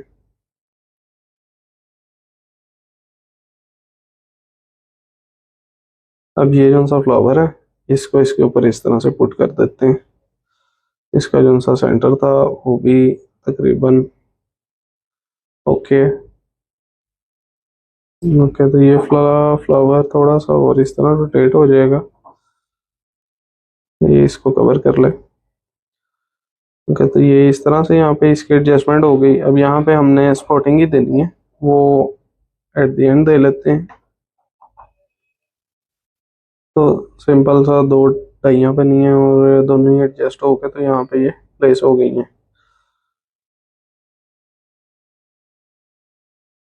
अब इसको यहाँ पे स्पॉटिंग करते हैं। अब इसकी देखें ना, ये जो सी डाई थी ये मैंने ओपन की, ये पहले से इस तरह रोटेशन के अंदर थी। अब ये यहाँ पे इसको मैं स्पॉटिंग इजी करने के लिए जो इनर वाला वो था मेरा, उसको मैंने यहाँ से एक दफ़ा डिलीट कर दिया। ये एक स्पॉट ऐसे आ जाएगी, एक स्पॉट ऐसे आ जाएगी, एक स्पॉट ऐसे यहाँ पे ये आके लग जाएगी। 3 स्पॉट्स ये दी, और इन तीनों को मैंने यहाँ पे 6 के ऊपर ये एरे कर दिया। और यहाँ पे भी मैं ऐसे ही एक ये स्पॉट दे देता हूँ, एक ये स्पॉट दे देता हूँ। ये स्पॉट सही नहीं लगी है, दोबारा से दे देता हूँ। इस स्पॉट को भी 6 के ऊपर ऐसे ही एरे कर लिया। इन स्पॉट्स को अब यहाँ पे मैं पाइप दे लेता हूँ 0.3 का ही, 0.3। इस तरह से मैंने पाइप दे लिया। अब ये कुछ इस तरह से शो हो रही है। अब ये जो सी मेरे पास ये ऑब्जेक्ट था, इसको मैं एज अ लॉकेट बनाना चाह रहा हूँ। तो इसके लिए मैं क्या करूँगा, इसकी जो कर्व्स हैं उन कर्व्स को तो सेलेक्ट करना पड़ेगा। अच्छा, यहाँ पे ये थोड़ी सी स्पेस खाली है, यहाँ पे भी मैं एक डाई छोटी सी कोई लगा देता हूँ। इधर हम ये वाली डाई लगा देते हैं, ये जो सी बनाई थी कलर वाली एक, इधर की ये वाली लगा देते हैं। ये खोप है, ये कलर के अंदर है, थोड़ी सी ये बड़े साइज की है, लेकिन इसका साइज यहाँ पे हम एडजस्ट कर सकते हैं। ये इसके गेजेस हमने नॉर्मल दिए हुए थे, तो इसको मैंने यहाँ पे थोड़ा छोटा कर लिया है। थोड़ा छोटा करके इसको यहाँ पे इस तरह से मैं एडजस्ट कर लेता हूँ। ये यहाँ आके इस तरह से एडजस्ट हो गई मेरी डाई। तो थोड़ा सा अगर मैं और भी छोटा कर लेता हूँ तो भी ये प्रिंटेबल रहेगी, क्योंकि इसके नीचे पत्ती है और पत्ती ने सिलाई नहीं होना। पत्ती के ऊपर ये मिलीग्रेन्स हैं, क्योंकि इसके ऊपर कलर होना है, तो ये प्रिंटेबल, मतलब प्रिंट तो वैसे भी हो ही जाती है चीज़, बाद में तैयारी के वक्त ना ख़राब हो जाए, इसलिए उसके गेजेस का थोड़ा सा ख्याल रखना पड़ता है। लेकिन ये चीज़ नहीं ख़राब होगी तैयारी के अंदर भी, क्योंकि इसके ऊपर मिलीग्रेन्स है और नीचे इसके पत्ती, और पत्ती ने सिलाई भी नहीं होना। ये कुछ इस तरह से ये आ जाएगी। ये जो इसका सेंटर हमने ये रवा रखा था, हम इस रवे की जगह भी ये वाली डाई यहाँ पे प्लेस कर सकते हैं। हम सेंटर में भी यही वाली डाई ऐसे ही प्लेस कर लेते हैं, तब ये ज़्यादा अच्छी लगेगी। इसका साइज भी हम छोटा करके उसके जितना ही ऐसे सिमिलर ही कर देते हैं, जब तक कि ज़्यादा बड़ा साइज भी ना हो। इस तरह मस हो के आ गई है। अब ये डाई यहाँ पे ज़्यादा प्यारी लग रही है। इसका साइज थोड़ा सा मज़ीद इंक्रीज करके इसको थोड़ा सा ऊपर रख देते हैं ऐसे। ओके, तो अब यहाँ पे हम ले लेते हैं इनके कर्व सारों की। यहाँ से सुपर सेलेक्ट के अंदर से ही मैं कर्व सारी सेलेक्ट कर लूँगा, सेलेक्ट ऑल कर्व्स। इसने यहाँ पे सारी कर्व्स को सिलेक्ट कर लिया, उनकी मैंने कॉपी लेके उसको कलर वाइट दे दिया। अब ये जो सा हम कलर देख रहे हैं ये वाइट नहीं है, ये वाला ये कलर है, ये ग्रीनिश लाइट ग्रीन शेड है, ये वाइट शेड नहीं है। ओके, तो इनको मैंने हाइड कर लिया, ये जो सी मेरे पास कर्व्स थी। अब इन कर्व्स को मैं यहाँ से सिलेक्ट कर लेता हूँ, जो सी मेन कर्व्स हैं उनको यहाँ से मैंने इस तरह से ये सिलेक्ट कर लेना है। ये सिलेक्ट हो गई हैं। यहाँ पे एक छोटा सा और इशू आ गया है, यहाँ पे मैंने ये सपोर्ट नहीं दी थी पीस के अंदर ही, तभी मैं वाइट कलर को हाइड कर रहा हूँ और यहाँ पे मैं अपने पीस के अंदर सपोर्ट यहाँ लगाना, ये जो सा पॉइंट था यहाँ मैंने सपोर्ट नहीं दी थी, यहाँ पे भी मैं सपोर्ट दे लेता हूँ, लेकिन जो सपोर्ट यहाँ देनी है वो मैं रेड लाइन के रिस्पेक्ट से दे रहा हूँ ताकि वो मेरा एंगल सही बन जाए, जब मिरर करना हो तब एंगल सही आ जाए। ओके, तो यहाँ पे भी मैं सपोर्ट दे लेता हूँ, 0.3 की दे लेता हूँ, ये भी सपोर्ट्स आ गई हैं। इसको भी 6 के ऊपर एरे कर लिया। कौन सी स्पोर्ट्स की कर्व थी, ये इस कर्व का भी मैंने कॉपी लेके उसको भी वाइट कलर दे दिया। तो यहाँ से अपने इन ऑब्जेक्ट्स को मैं शो करके तो अब हाइड कर देता हूँ। ये मैंने हाइड कर दिए, वाइट कलर जो था वो मैंने ऑन किया, इसको 6 के ऊपर एरे कर देते हैं। और ये वाली जो सी कर्व थी इसका मिरर लेके दूसरी साइड पे इसके मिरर को भी 6 के ऊपर एरे कर देते हैं। ये इस तरह से बन के आ गई। इसका जो मिरर था वो 6 के ऊपर एरे नहीं हुआ, इसको भी 6 के ऊपर एरे कर देते हैं। अब ट्रांसफॉर्म में से इसको सी प्लेन कर लेंगे, बिल्कुल स्ट्रेट होके आ गई। जो इसका इनर पार्ट है तो उसको यहाँ से ऐसे ट्रिम कर लेंगे, इनर पार्ट ट्रिम हो गया। इसको ज्वाइन कर लेते हैं, ये ज्वाइन हो गया। ज्वाइन करने के बाद इसके बोथ साइड के ऊपर एक एक कर्व इस तरह ले लेंगे, 0.2 का डिस्टेंस रख के ये इस तरह से मैंने कर्व्स ले ली। तो यहाँ से ना एजेस, इसके इनर जो एजेस हैं थोड़े से शार्प बन रहे हैं, तो उसके लिए मैं क्या करता हूँ, बाहर वाली साइड के ऊपर तो ठीक आ गया, इनर वाली जो सी साइड है इसके जो कॉर्नर्स है ना, ये कॉर्नर्स को मैं यहाँ से राउंड कर लेता हूँ। अगर आउटर साइड के भी कॉर्नर्स राउंड करने हैं तो भी ठीक है, लेकिन आउटर साइड के कॉर्नर्स ठीक लग रहे हैं। इनर साइड को मैंने कॉर्नर्स को राउंड करके इसके अंदर कर्व ले लिए। अब इस कर्व को मैं सॉलिड के अंदर से यहाँ इस तरह से 0.5 या 0.5 के, बल्कि यहाँ पे मैं इनको ऑफसेट ये दे लेता हूँ सॉलिड के अंदर से एक्सट्रूड दे के 0.5 का। तो ये एक सॉलिड मेरे पास बॉर्डर बन के आ गया है। ये जो बॉर्डर है इस बॉर्डर को मैं यहाँ पे इसके साथ ऐसे यूँ प्लेस कर लूँगा, ये ऐसे ये प्लेस होके आ जाएगा इसका बॉर्डर जो है। ये मतलब हल्का हल्का सा इसके अंदर पीस जो है मस हो जाएगा, जैसे ये भी इसके अंदर मस आ गया और ये जो सा बॉर्डर था इसका ये भी इसके अंदर मस हो गया।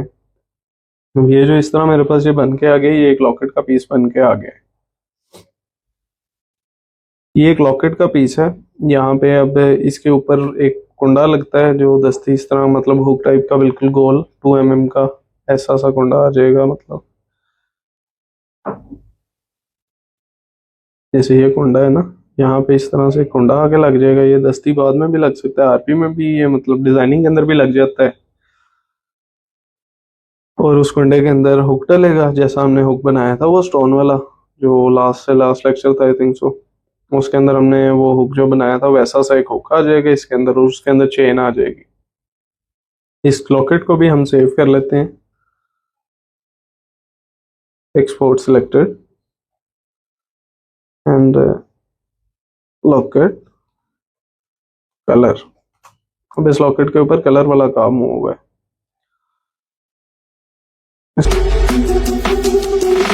उम्मीद करता हूं कि आप लोगों को ये एशियन ज्वेलरी के जो मैंने टिप्स बताए हैं कि ये किस तरह से डिजाइन की जाती है, इसकी कुछ हद तक समझ आई होगी। बाकी इंशाल्लाह ताला आप प्रैक्टिस करेंगे और मेरी न्यू आने वाली वीडियोस को आप देखेंगे तो आपको मजीद इस चीज की समझ आएगी। अभी तो मैंने जस्ट आप लोगों को बेसिक बताए हैं जो सिंपल हैं, ताकि आप लोग इजीली कर सकें, आप समझ सकें उस चीज को। मतलब अगर अभी से मैं कोई डिफिकल्ट चीजें आप लोगों को करके दिखाऊंगा तो आपका ब्रेन शायद उन चीजों को ना पिक कर सके, क्योंकि अभी मैं जो कोर्स लेके आया हूँ ये बिल्कुल बिगनर्स के लिए है कि जिसको कुछ नहीं आता वो आहिस्ता आहिस्ता सीखे। इंशाल्लाह ताला मैं उम्मीद करता हूँ आप लोग अगर आगे चलते रहेंगे साथ तो आप लोग काफी कुछ अच्छा सीख जाएंगे और आप बिल्कुल एक्सपर्ट डिजाइनर बन जाएंगे इंशाल्लाह। तो मिलते हैं नेक्स्ट वीडियो में और देखेंगे नेक्स्ट वीडियो में मजीद किसी और तर्ज के बारे में, किसी न्यू ज्वेलरी स्टाइल के बारे में सीखेंगे इंशाल्लाह। तब तक अपना ख्याल रखें। अल्लाह हाफिज। अस्सलाम वालेकुम। Welcome to the lecture 16 of our jewellery designing course at royal jewel studio. दोस्तों, लास्ट लेक्चर में हमने बात की थी फ्लो लॉन्ग कर्व के बारे में। तो इस लेक्चर में हम समझेंगे फ्लो लॉन्ग सरफेस के बारे में और साथ में आपको न्यू डिजाइन बना के दिखाऊंगा जिसमें मैं आपको पुराने सारे टूल्स जो मैंने समझाए हैं उनका यूज भी करके दिखाऊंगा और न्यू टूल ये फ्लो लॉन्ग सरफेस के बारे में भी मैं आपको प्रॉपर गाइड करूंगा, समझाऊंगा। तो आए चलते हैं सॉफ्टवेयर की स्क्रीन पे और देखते हैं कि ये किस तरह से काम करता है। बिस्मिल्लाहिर्रहमानिर्रहीम। तो फ्रेंड, सॉफ्टवेयर की स्क्रीन ओपन करने के बाद अब यहाँ पे हम सिंपल सी कोई सरफेस बनाते हैं। जैसे मैं यहाँ पे एक ये 12 mm का सर्कल लेके इसकी एक मैं शेप बना लेता हूँ। तो ये मैंने लाची की एक इसकी ये शेप बना ली। अब इस शेप को मैं बल्कि थोड़ा सा और मॉडिफाई इस शेप को मैं कर लेता हूँ। जैसे इसको मैं एरे कर देता हूँ। अगर 3 पे इसको मैंने एरे इस तरह से कर दिया। ये एक स्टार की मैं यहाँ शेप बना लेता हूँ। एक स्टार शेप आ गई है।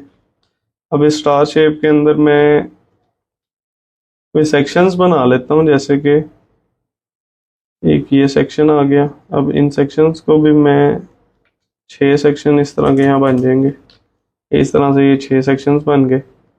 अब इन सेक्शंस के अंदर मैं यहाँ पे ऑफसेट लेके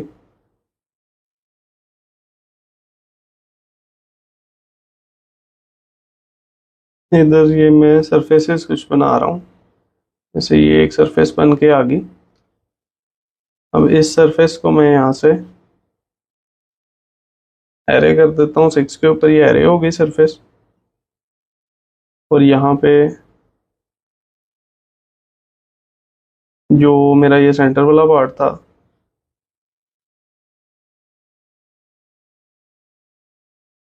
ये पार्ट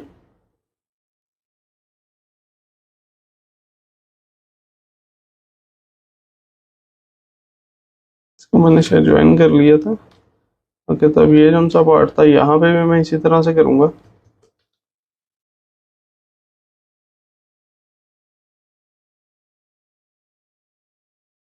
ये भी मैंने यहाँ पे भी सरफेस ड्रॉ कर ली। ये इस तरह से मेरे पास सरफेसेस का एक ये नेटवर्क सा बन के आ गया। अब ये मैंने एक सरफेसेस का नेटवर्क बना लिया है जिसके अंदर एक सिंपल सा डिज़ाइन है इस तरह से। अब इस डिज़ाइन के ऊपर अगर मैं प्रिंट कर देता हूँ कोई चीज़, जैसे कि मैं यहाँ पे एक कर्व का एक नेटवर्क बना लेता हूँ। ये एक मैं नेटवर्क यहाँ सिंपल सा बना लेता हूँ। जो एस वाली जाली शायद मैंने पहले बनाई थी जब मैंने आप लोगों को जालियाँ बनाने के बारे में बताया था। यहाँ पे मैं एक सिंपल सी जाली बना लेता हूँ। इस कर्व का साइज बड़ा है शायद। ओके, तो इसको मैं एरे कर लूँगा 6 पे। इसको दोबारा से यहाँ से मैं एरे टूल को यूज़ करूँगा। इसको दोबारा से मैं ऐसे ही एरे कर लेता हूँ 6 के ऊपर ही। एरे टूल का यूज़ करना था।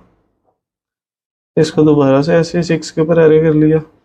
इसको दोबारा 6 के ऊपर ऐसे ही एरे कर लूँगा। इस तरह से एरे हो गया। अब इसको सेंटर में मैं प्लेस करता हूँ। सेंटर ऑब्जेक्ट करने के बाद इसको मैं यहाँ से थोड़ा सा इसका साइज जो है वो मैं छोटा कर लेता हूँ, क्योंकि यहाँ पे तकरीबन 1 mm का डिस्टेंस रह गया है इसके अंदर। इसका साइज थोड़ा सा और मैं छोटा यहाँ कर लेता हूँ। अब तकरीबन इसने मैक्सिमम डिज़ाइन को ये कवर कर लेगा। अब यहाँ से मैं इस टूल के ऊपर आया हूँ, प्रोजेक्ट। सारी सरफेसेस को मैं सेलेक्ट करके तो मैंने इसको यूं इस तरह से प्रोजेक्ट कर दिया। जो पार्ट जिस सरफेस के ऊपर आएगा वो वहाँ पे प्रोजेक्ट हो जाएगा।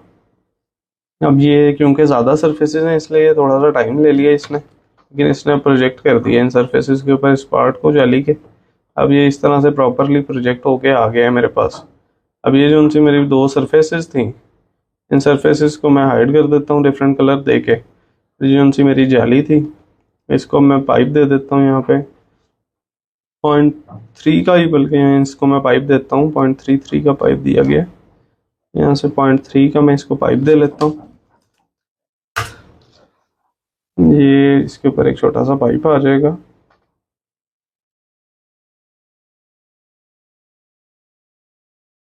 ये मैं एक सिंपल सा रिंग का डिज़ाइन आपको बना के दिखाने लगा हूँ। अब ये जो उनसे इसका ग्रे कलर वाली जो कर्व्स थी मेरी, जो बॉर्डर्स बन सकते थे, इनको मैं 0.35 का ये पाइप लगा रहा हूँ। ये इस तरह से ये पाइप आ गया। अभी भी ये जो ऑब्जेक्ट है ये स्ट्रेट स्ट्रेट है, ये ज़्यादा टो के अंदर नहीं है। तो अब इसको थोड़ा सा ज़्यादा अगर मैं चाहता हूँ ये टो के अंदर आए, तो उसके लिए क्या करना है, उसके लिए अब मैं यहाँ पे एक सरफेस बना लेता हूँ जो थोड़ी सी टो के अंदर होगी सरफेस। जैसे कि अब ये मैंने एक सरफेस बना ली है, ये थोड़ी सी टो के अंदर इस सरफेस को मैं रखूँगा। अभी इसके ऑब्जेक्ट को मैंने हाइड कर लिया है, सरफेस को मैंने इस तरह से थोड़ी सी टो दे लेनी है। ये टो आ गई सरफेस के ऊपर 2 mm की तकरीबन। ये जो सेंटर वाली इसकी कर्व थी इसको मैं डिलीट कर रहा हूँ। अब ये जो टो आई है सरफेस के ऊपर, इस सरफेस को अब मैं साइड के ऊपर इस तरह से प्लेस कर लूँगा। और ये जो उनसी कर्व है मेरे पास, इस कर्व की मदद से मैं यहाँ पे एक और न्यू सरफेस ये मैंने बना ली है। अब अपने ऑब्जेक्ट को मैं यहाँ पे शो करूँगा। अपना ऑब्जेक्ट जो मैंने हाइड किया था उसको मैंने यहाँ पे शो किया है। ये कुछ और भी शायद बना हुआ था, ये भी यहाँ खुल के आ गया है। अभी मैं अपने ऑब्जेक्ट को ही सिर्फ क्लिक करता हूँ, इसको मैंने डिलीट कर दिए। ये जो ऑब्जेक्ट था इसको मैं यहाँ ट्रांसफॉर्म के अंदर जाऊँगा। यहाँ पे ये जो टूल है फ्लो लॉन्ग सरफेस, इस टूल का मैं यहाँ पे यूज़ करूँगा। ये इस सरफेस को सिलेक्ट करूँगा जिसके ऊपर मेरा ऑब्जेक्ट पड़ा हुआ है, और फिर उस सरफेस को सिलेक्ट करूँगा जिसके ऊपर मैं चाहता हूँ कि मेरा ऑब्जेक्ट सेम पोजीशन के अंदर जाके प्रिंट हो जाए। मतलब ये वाली तो प्लेन थी सरफेस, यहाँ ऑब्जेक्ट भी प्लेन पड़ा हुआ है। ये सरफेस टो के अंदर है, तो जब इसके ऊपर ये ऑब्जेक्ट आएगा फ्लो होके, तो वो भी इसी तरह टो के अंदर आ जाएगा जैसे ये वाली सरफेस टो के अंदर है। अब एक तो यूज़ इस तरह से होता है इस सरफेस का, फ्लो लॉन्ग सरफेस वाले टूल का, और दूसरा यूज़ ऐसे होता है कि जैसे इसके अंदर कोई छोटे छोटे पार्ट्स बने हुए हैं, हमारी रिंग है उसके अंदर सरफेसेस का थोड़ा सा आपने काम किया हुआ है, और उन सरफेसेस के ऊपर आप कोई कर्व्स का या कुछ और काम करना चाहते हो, कोई कलर वाली कोई आइटम्स वहाँ लगाना चाहते हो, स्टोन्स का कोई काम करना है, तो वहाँ पे आप इसी सेम टूल का यूज़ कर सकते हैं। जैसे अब ये सरफेस थी, उस सरफेस की ये कॉपी थी लेकिन ये प्लेन थी। मतलब सरफेसेस का जो साइज़ होता है वो सेम होता है, उनके ऊपर जो ऑब्जेक्ट्स हैं उनका साइज़ जितना होगा, वो जिस पोजीशन के अंदर पड़े होंगे, और दूसरी सरफेस के ऊपर भी सेम उसी लोकेशन के ऊपर, उसी पोजीशन के ऊपर, उसी साइज़ के अंदर जाएंगे। खैर ये है कि जो सरफेसेस हैं दोनों, उनका साइज़ आपने सिमिलर रखना है। तो अब ये वाला ऑब्जेक्ट इस सरफेस के ऊपर तकरीबन 2 से 3 मिनट लेगा। यहाँ पे इसी तरह से फ्लो लॉन्ग सरफेस वाले, जैसे फ्लो लॉन्ग कर्व वाले टूल से हुआ था कि हमारा ऑब्जेक्ट जो सिंगल कर्व स्ट्रेट कर्व के ऊपर पड़ा हुआ था, जब उसको हमने फ्लो लॉन्ग कर्व किया था तो वो बेंड वाली कर्व के ऊपर चला गया था। अब यहाँ पे भी इसी तरह से होगा। ये तकरीबन आई थिंक सो यहाँ पे कुछ टाइम और लेगा, तो इस पार्ट को मैं यहाँ से ट्रिम कर देता हूँ, बल्कि ये हो गया है।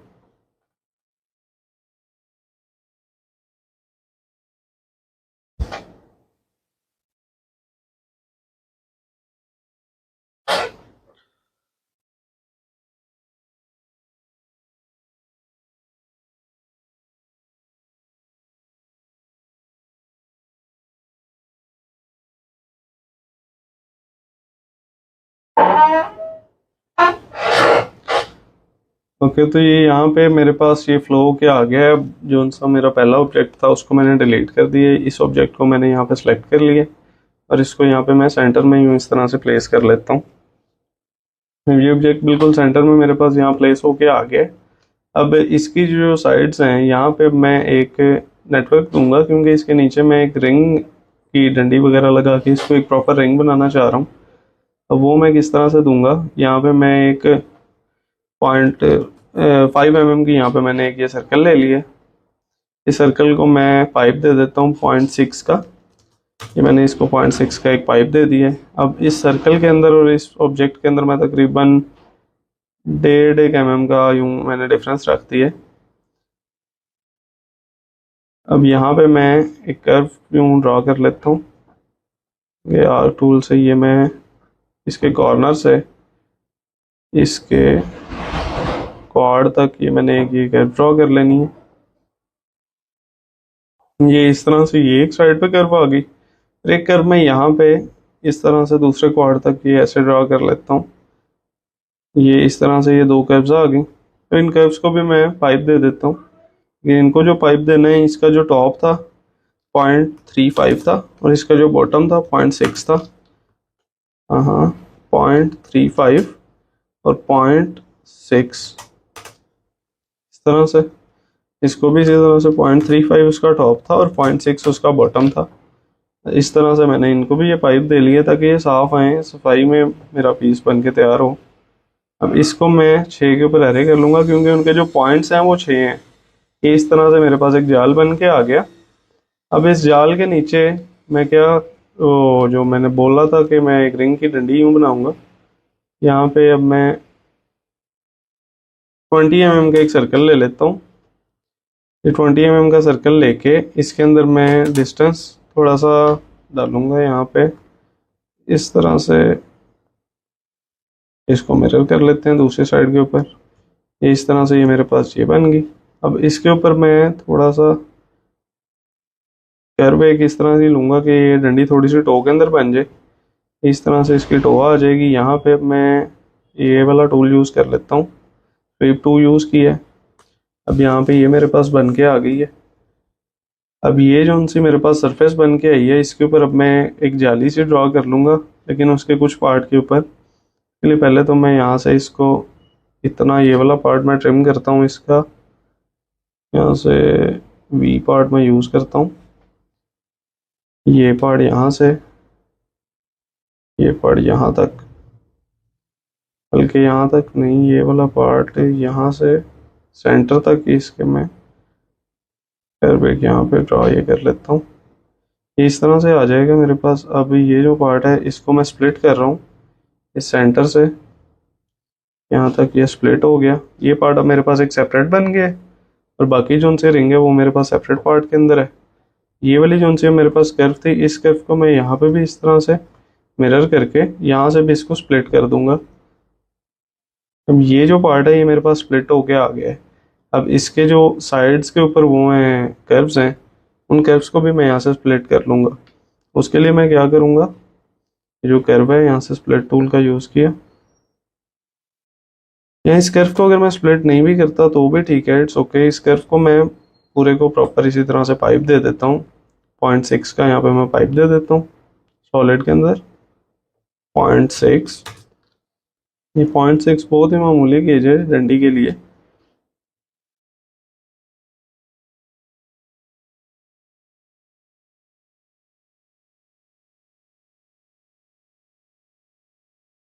इसको यहाँ से ये जो पार्ट है इसको भी अब मैं गेज दे लेता हूँ यहाँ से। बोथ साइड के ऊपर 0.3 का गेज मैं दूंगा ताकि ये भी 0.6 तक गेज इसका आ जाए। बोथ साइड के ऊपर 0.3 का गेज दिया, ये भी बिल्कुल डंडी के साथ का इसका गेज आ गया। अब ये जो सा मेरे पास पार्ट रह गया, इसके ऊपर मैं कोई जाल बनाऊंगा। जाल इसके ऊपर कैसे बनाऊंगा, इसकी मैं यहाँ पे स्मैश एक ले लेता हूँ। ये मैंने स्मैश टूल का यूज़ किया है, ये भी आप लोगों के लिए एक न्यू टूल है। इसको मैं यहाँ से स्ट्रेट बिल्कुल कर लूँगा, डंडी को मैंने इस तरह स्ट्रेट कर लिया। अब इसके यहाँ से मैं इसका बॉर्डर ले लूँगा। इसका ये मैंने बॉर्डर कर्व ले लिया। ये बॉर्डर कर्व मेरे पास मौजूद है। अब इस बॉर्डर के अंदर मैं कोई जाली बनाना चाह रहा हूँ, तो यहाँ हमारे सॉफ्टवेयर के अंदर कुछ हैचेस पहले से बाय डिफ़ॉल्ट बने हुए हैं, कुछ डिज़ाइंस, तो उनमें से मैं एक यहाँ पे डिज़ाइन अब ले लेता हूँ। मैं डायमेंशन के अंदर जाऊँगा, यहाँ ये हैच टूल मौजूद है। इस टूल के ऊपर क्लिक करूँगा, यहाँ से मैं एक ये वाला हैच ले लेता हूँ। इसका जो साइज़ है वो भी इन्होंने यहाँ बताया हुआ है। अगर मैं यहाँ 2 के ऊपर क्लिक करता हूँ ये कुछ ऐसा आएगा, लेकिन ये तो जाली मेरी बंद बंद आएगी। यहाँ मैं 5 का हैच लेता हूँ। यहाँ पे अब इसका एंगल ऑफ रोटेशन भी है, एंगल ऑफ रोटेशन 90 पे ही ठीक लग रहा था। इस तरह से ये एक जाली आ गई मेरी। इस हैच को यूज़ करने के लिए पहले हम इसको एक्सप्लोर करेंगे, उसके बाद अब यहाँ पे जो मेरी सरफेस थी उसको मैं ओपन करता हूँ। सरफेसेस को श्रिंक कर लूँगा मैं, यहाँ से ये श्रिंक हो गई, ये सरफेस भी श्रिंक हो गई। अब ये जो उनसी मेरी इनर कर्व्स हैं, इन कर्व्स को पहले सिलेक्ट करना है, इनका कलर कोई भी दे लेना है। उसके बाद अब इस टूल का यूज़ मैं दोबारा करने लगा हूँ, फ्लो लॉन्ग सरफेस। इस टूल को सिलेक्ट करके उस सरफेस को सिलेक्ट करना है जिस पे ऑब्जेक्ट है, फिर उस सरफेस को जिस पे मैं चाहता हूँ कि मेरा ऑब्जेक्ट प्रिंट होके आ जाए। अब ये कर्व्स थे सिंपल सी, तो ये सादी प्रिंट होके आ गई हैं। तो इन कर्व्स को मैं यहाँ से मिरर पहले दूसरी साइड के ऊपर कर लेता हूँ। इस तरह से मिरर हो गई। अब यहाँ से इनके ऊपर मैं पाइप दे लेता हूँ। 0.3 का पाइप मैं यहाँ पे दे रहा हूँ क्योंकि ये एक जाल है, तो ये 0.3 का मैंने यहाँ इनके ऊपर पाइप भी दे दिया है। इस तरह से इसके ऊपर पाइप भी आ गए प्रॉपर। अब ये मेरे पास एक डंडी बन के रेडी हो गई, एक लाइट वेट डंडी। अब ये जो उनसी डंडी थी इसको मैं यहाँ इसके साथ अटैच कर दूंगा, जो मैंने नीचे ये सर्कल एक लिया था 0.6 का। ये बिल्कुल इसके बॉर्डर्स को इसके साथ इस तरह से मैंने अटैच कर दिया। ये अच्छी तरह एक दूसरे के अंदर मस हो गए हैं। अब ये मेरे पास एक रिंग का डिज़ाइन रेडी होके आ गई। एक सिंपल सी रिंग है। तो दोस्तों आज हम लोगों ने जिस चीज़ के ऊपर बात की है वो फ्लो लॉन्ग सरफेस थी। इसके अंदर मैंने आप लोगों को एक स्ट्रेट ऑब्जेक्ट बना के उसको फ्लो लॉन्ग सरफेस की मदद से टो भी दे के दिखाई है, और नीचे जो डंडी का मैंने काम किया था उसके अंदर मैंने आपको एक सरफेस के ऊकर कर्व्स को डायरेक्टली जो प्रोजेक्ट नहीं हो सकती थी उनको फ्लो लॉन्ग सरफेस टूल की मदद से प्रोजेक्ट करके दिखाया है, फ्लो किया है। और साथ आपको एक न्यू टूल के बारे में बताया है, स्मैश टूल। इस टूल का यूज़ सरफेसेस जो उनसी कोई टो के अंदर होती हैं उनकी कॉपी बिल्कुल स्ट्रेट लेने के लिए यूज़ किया जाता है। और एक श्रिंक टूल का यूज़ मैंने आपको करके दिखाया है। और जो प्रीवियस वीडियो के अंदर मैंने आपको फ्लो लॉन्ग कर्व के बारे में बताया था, ये दोनों टूल काफ़ी हद तक सिमिलर हैं एक दूसरे से। आप इन दोनों टूल्स पे प्रैक्टिस करें। इनकी जो वर्किंग्स हैं वो मैंने आपको समझाई हैं। अब आप डिफरेंट डिज़ाइनिंग के अंदर इन दोनों टूल्स को यूज़ करें। बेशक अभी कर्व से या सिंपल डाइयों से आप डिज़ाइन बनाएं, और हो सके तो वो डिज़ाइंस आप मुझे भेजें ताकि मैं उन्हें चेक करूं। मैं चेक करके इंशाल्लाह ताला आपको उसके अंदर जो कमियां होंगी वो वीडियोस बना के मैं आप लोग को स्पेशली डीएम करके समझाऊंगा कि आपकी यहाँ पे ये कमी है। अगर आप परफेक्ट बनाएंगे तो इंशाल्लाह ताला आप लोगों के साथ मैं मज़ीद अच्छे से चलूँगा ताकि आप लोगों को मैं और अच्छा गाइड कर सकूँ, क्योंकि मुझे डिज़ाइनर्स की बहुत नीड है। जितने डिज़ाइनर्स हों उतने कम है। आप लोग सीखें, फिर मुझसे कॉन्टेक्ट करें ताकि हम वर्क कर सकें, वर्किंग कर सकें एक दूसरे के साथ। तो इंशाल्लाह ताला फिर नेक्स्ट वीडियो में मिलते हैं। तब तक अपना ख्याल रखें। अल्लाह हाफ़िज़।